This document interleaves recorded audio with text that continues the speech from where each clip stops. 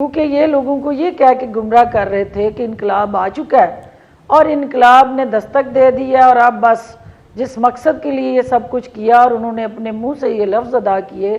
कि इसका मकसद जो है वो जनरल आसिम मुनीर साहब को ओहदे से हटाना था और अफरा तफरी इंतशार और घराव जलाओ के ज़रिए जो है अपना नुक्ता नज़र मनवाना था। अब वो चेयरमैन PTI की जो सोच और नज़रिया और बयानिया था उसकी आबियारी करने वाले उस्मान डार साहब ने राय रास्त इख्तियार करते हुए अगर तोबा की है। नहीं देखिए डॉक्टर साहब ये हुआ कैसे? देखिए अब ये चेंज्ड या न्यू वर्जन या अपडेटेड वर्जन ऑफ उस्मान डार हमें दिखाई दे रहा है और जैसे आप फरमा रही हैं कि 9 मई के बाद से भी उनकी ट्वीट्स में उनके स्टेटमेंट्स में ऐसी कोई चीज नहीं थी कि जो एजिटेशन को हवा ना देती हो, भरपूर अंदाज में किया गया। ये आनन फानन से जो कुछ हुआ है ये तो उनकी वालदा मोहतरमा भी समझने से कासिर है कि डार साहब और फिर जो वो कह रही हैं, जिस खदशे का इजहार वो कर रही हैं, क्या उसमें कोई जरा कोई एलिमेंट है? मैं इस फैमिली को बहुत करीब से जानती हूँ। जहाँ तक उनकी वालदा की बात है, मेरी भी वो माँ की जगह, मैं उनका एहतराम करती हूँ, लेकिन मैं समझती हूँ कि इस वक्त जो है वो विकेट के दोनों तरफ खेलना चाहते हैं। एक तरफ जो है वो उस सारे अमल से लाताल्लुकी करके अपने आप को डिसोसिएट करना चाहते हैं उस इंतशार और इंतहा पसंद बयानिए से और गिराव जलाओ से और उस अमल से जो 9 मई को हुआ, और दूसरी तरफ वो एक विंडो जो है वो PTI के अंदर खुली रखना चाहते हैं और उसको वो अपनी वालदा को ढाल के तौर पे इस्तेमाल करना चाहते हैं और अपनी बूढ़ी वालदा को एक शील्ड बना के वो उस बयानिए के पीछे छुप के वार करना चाहते हैं। लेकिन ये इतने ना तो सियालकोट के लोग मासूम हैं और ना जो है हमारे ओवरऑल जो है वो नेशनल सिक्योरिटी अपरेटस जो है इतना कमज़ोर है कि उनको ये समझ ना आ रही हो कि एक भाई जो है एक दिन पहले वफा की तस्वीरें वायरल कर रहा था, अपने सोशल मीडिया अकाउंट से वो लेक्चर दे रहा था कि भाई ये जो हमारे ख़ानदान की वफा और इस पूरे के पूरे हमारे जज्बे और ईमानी क़ुव्वत और ताकत जो है वो चेयरमैन PTI के साथ चट्टान बन के खड़ी है। तो अगले ही दिन वो हंसते मुस्कुराते, और अगर आपने भी वो वीडियो देखी हो या वो तस्वीर देखी हो जिसमें वो एक यूथ के लीडर की बजाय एक 80 साला बाबे के रूप में वो वीडियो और तस्वीर जो है वायरल होती है और एकदम से फिर वो क्लीन शेव होके वापस उस रूप में आके जी वो TV टॉक शो में बैठते हैं। और ये चीज़ें यकीनन बहुत सारे सवालात को जन्म देती हैं। पहली बात तो ये है कि अगर उस्मान डार, उमर डार और उनके दीगर साथी जो हैं वो किसी भी किस्म की दहशतगर्द सोच या कार्रवाइयों में मुलव्वस हैं तो कानून जो है वो सबके लिए यकसा होना चाहिए। उसके अंदर ये स्टेटमेंट दे के उन्हें अपने आप को बरी ज़मान नहीं होना चाहिए। दूसरी बात ये कि अगर लेकिन बहुत सारे ऐसे तो लोग जो ये स्टेटमेंट्स दे के आपकी पार्टी को भी ज्वाइन कर चुके हैं, आप उनको भी इसमें शामिल करके कह रही? देखिए, हमने तो पहले दिन से ये कहा है कि जो शख्स भी 9 मई के वाक़यात में किसी तरह भी मुलव्वस है, इस्तेकाम पाकिस्तान पार्टी ने उनके लिए कभी दरवाजे नहीं खोले। जो लोग इसमें आए हैं वो उन वाक़यात के अंदर, उन FIRs के अंदर कहीं नामजद नहीं है, और अगर कोई नामजद है तो कानून को अपना रास्ता इख्तियार करना है, क्योंकि इस्तेकाम पाकिस्तान पार्टी किसी के वतन दुश्मन जो अज़ाइम और एजेंडा है उसका बोझ अपने कंधों पे नहीं उठाएगी। इसीलिए कुछ लोग डिसोसिएट भी हुए और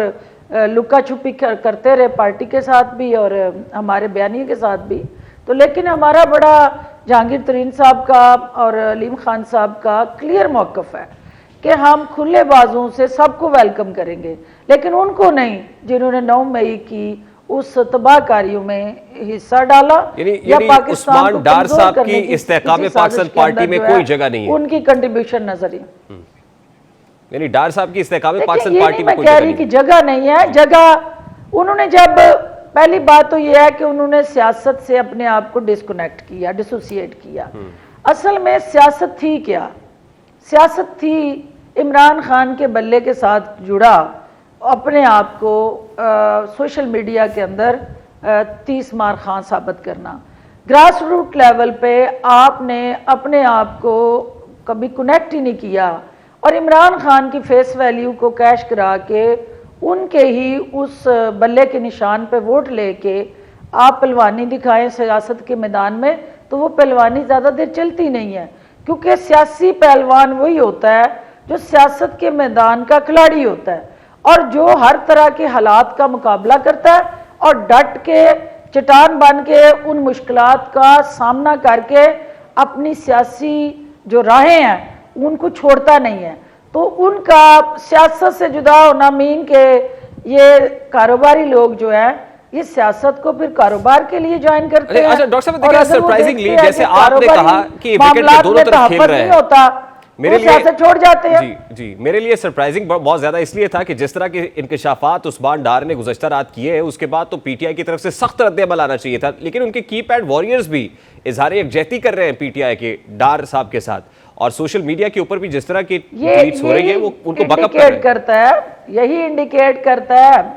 कि वो दाल में कुछ काला है, और यही इंडिकेट करता है कि उन्होंने स्टेटमेंट देने से पहले ये जितने लोग थे जो उनके लिए कसीदे पढ़ रहे हैं उनको ऑन बोर्ड लिया और बताया कि मैं जो है वो जो भी हालात और सूरत हाल है उसमें इस वक्त जो है वो डिस्कनेक्ट हो रहा हूँ। लेकिन जिस अज़म का इजहार पीटीआई की छुपी हुई लीडरशिप कर रही है, अगर उनको इतना ही इस्तेकाम पाकिस्तान पार्टी समेत बाकी जमातों से मसाइल और मुश्किलात हैं, तो उन्हें चाहिए कि वो सियासत के मैदान में सामने आए, छुप के दूसरे मुल्कों में बैठ के बंकर्स मोर्चों के अंदर अपने आप को कैद करके तो सोशल मीडिया के सहारे अपनी पहलवानी टेस्ट करने का तो ये कोई पैमाना नहीं है। तो जो जो सियासी पहलवान है वो सोशल मीडिया की स्क्रीन से बाहर आए और अवामी दंगल का बिगल बजने वाला है तो वो मैदान में आए और अवाम को ये हक दे दें कि वो फैसला करें कि कौन जो है उनके लिए बेहतर क़यादत हो सकती है। देखिए इस वक्त कल डॉक्टर साहब क्या आपको पीटीआई या चेयरमैन पीटीआई इंतखाबी मैदान में दिखाई दे रहे हैं? देखिए ये तो एक आने वाला वक्त बताएगा, लेकिन जो उनकी स्याह अमल है, जो उनकी कारस्तानी है और जो उनका अपने आल-ऐलान खुद उनके टीम के फ्रंट रनर्स जो हैं वो आके वो हकायक बता रहे हैं कि जो हमारे डर्टी गेम के मैन ऑफ द मैच हैं वो चेयरमैन पीटीआई है, तो जो उस डर्टी गेम के मैन ऑफ द मैच हैं वो कैसे दोबारा उस ग्राउंड में आएंगे जहां पहले उन्होंने इतना गंद मचा दिया। पहले उसकी सफाई होगी और फिर उसके बाद उस सियासी मैदान के अंदर उनको आना चाहिए, क्योंकि उन्होंने इस सियासत के उफक को जिस तरह से धुंधला किया है, जिस तरह से पोलराइज किया है, जिस तरह से नफरत की सियासत के बीज बोए हैं और नौजवानों के ज़हनों को आलूदा किया है। ये कल उस्मान डार कह रहा था कि एक ऐसा बयानिया जो अफवाज पाकिस्तान और खसूसी तौर पे सिपा सलार के ख़िलाफ़ था, उसको बाकायदा तौर पे हैमर किया गया, प्लान किया गया, प्लांट किया गया, मैनेज किया गया, मैनोवर किया गया और फिर जाके 9 मई के वाक़यात ने जन्म लिया। तो जब ये सारी चीज़ें वो ख़ुद अपनी ज़बान से चैनल्स पे बैठ के बता रहे हैं, तो फिर उसके बाद उनकी वालदा को किसी और को कन्विंस करने की ज़रूरत नहीं है।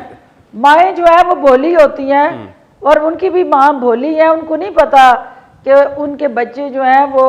कौन कौन सी रेड लाइंस को क्रॉस कर चुके हैं। ठीक, अच्छा डॉक्टर साहब ये तो चलिए फेट है चेयरमैन पीटीआई का, उन्हें भुगतना पड़ेगा जो 9 मई में हुआ, और फिर जैसे उस्मान डार जैसे लोग भी कह रहे हैं मास्टरमाइंड वो थे, उनका भी ये ब्रेन चाइल्ड था।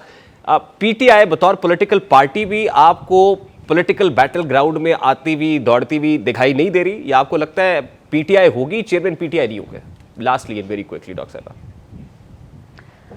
देखिए ये मुझे तो नहीं इस बात पे कोई मैं राय दे सकती या कोई हतमी तौर पे कोई मेरी ख्वाहिश या उसके साथ जुड़ा कोई ऐसा बयानिया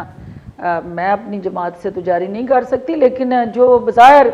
मैं अपने सियासी तजर्बे की बुनियाद पे ये कह सकती हूँ कि जिसने जो बोया है पहले उसको वो काटना है, तो उसके बाद उसको मैदान में आना है। और जब तक वो अपनी बेगुनाही की क्लीन चिट अदालतों से नहीं लेके आता,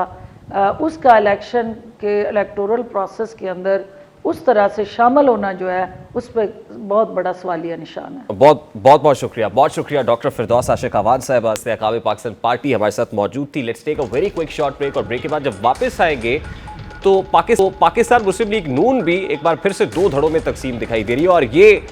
डिवाइडेड ओपिनियन है मियां नवाज शरीफ की वापसी को लेकर, यानी 21 अक्टूबर की तारीख के हवाले से भी अब मुख्तलिफ आरा सामने आ रही हैं, आना चाहिए नहीं आना चाहिए। बात करेंगे ब्रेक के बाद।